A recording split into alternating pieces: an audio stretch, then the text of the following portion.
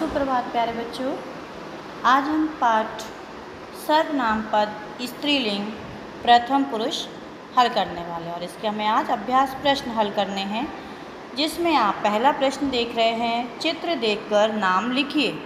यानी चित्र बना हुआ है, उसको देख करके हमें दिए गए प्रश्न का उत्तर देना है। एते के, एते चटके इस्ताह द्विवचन में पूछा गया है, तो द्विवचन में ही हमको जवाब देना है।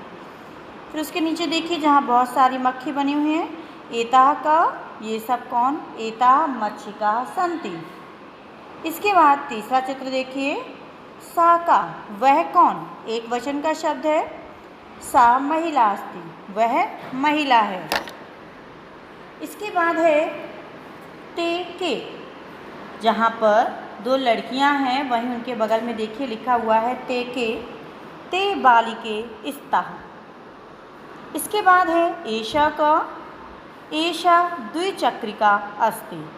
एषा का, ये एक वचन का वाक्य है और उत्तर भी उसका एक वचन में ही दिया गया है, एषा द्विचक्रिका अस्ति। और उसके नीचे आप देख पा रहे हैं सा का, वह कौन, सा लता अस्ति। लता मतलब जो बेल होती है ना, उसी को लता बोला जाता है।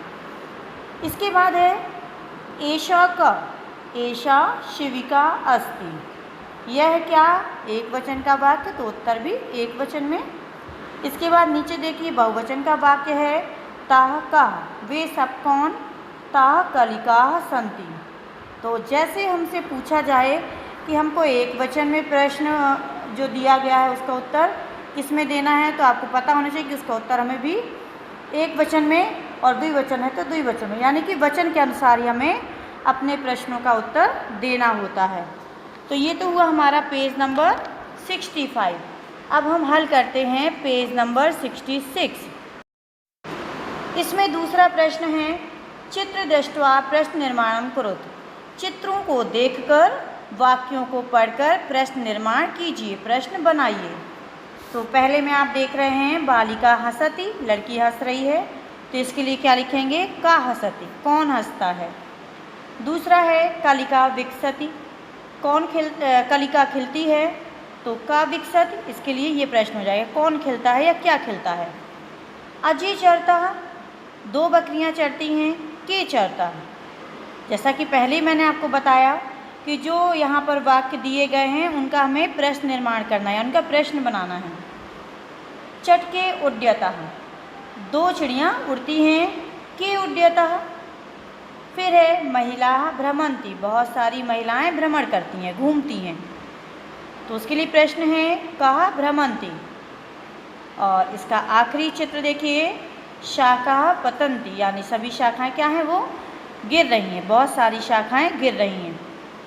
कहा पतंती, क्या गिर रही है, क्या गिरती हैं। तो इस तरह से आपने चित्र देख करके प्रश्नों का निर्माण करना सीखा। इसके बाद है प्रश्न संख्या 3। उदाहरण के अनुसार निम्न वाक्यों में रेखांकित पदों को शुद्ध कीजिए। शुद्ध मतलब सही करके लिखिए। इसमें एक शब्द सही है और जो रेखांकित किया गया है, अंडरलाइन किया गया है, वो गलत है, तो उसकी जगह पर आपको क्या लिखना है वो देखना है। अब उसमें गलत क्या होगा वो भी एक बार थोड़ा बता देते हैं। जैसे कि इसमें पूछा जा रहा है बालिका हसन्ति, एक शब्द एक वचन का है लेकिन दूसरा शब्द जो है वो बहुवचन का है, तो हमें क्या करना है, उस शब्द को भी एक वचन के अनुसार ही लिखना है। कलिका विकसन्ति, तो विकसन्ति हटा करके आपको लिखना है विकसति, कलिका विकसति। दूसरा है अजा चरन्ति, तो चरन्ति शब्द बहुवचन का है और आपको एक वचन का लिखना है, तो अजा चरति। तीसरा है महिला भ्रमंती, भ्रमत की जगह आपको लिखना है भ्रमंती। ठीक है, मैंने आपको उत्तर पहले ही बता दिया, महिला भ्रमंती। इसके बाद है चटके उड्यति। अब चटके द्विवचन का है और उड्यति एक वचन का, तो इसको आपको बदलना है द्विवचन में, चटके उड्यतः। फिर है शाखा पतति, शाखा पतंती, क्योंकि जो पहला शब्द है वो बहुवचन का है, तो दूसरा शब्द भी बहुवचन का ही लिखना है। फिर आप देख रहे हैं छठवां, जिसमें लिखा है महिले भ्रमंती, एक शब्द द्विवचन का है और दूसरा शब्द बहुवचन का है, तो बहुवचन का हटा करके आपको क्या लिखना है, एक वचन का ही द्विवचन का ही लिखना है, महिले भ्रमतः। तो इस तरह से आपके जो अभ्यास प्रश्न है पाठ 8 के वो खत्म होते हैं और आप इसको अपनी पुस्तक में भी पूरी तरह से हल कर लेंगे। धन्यवाद।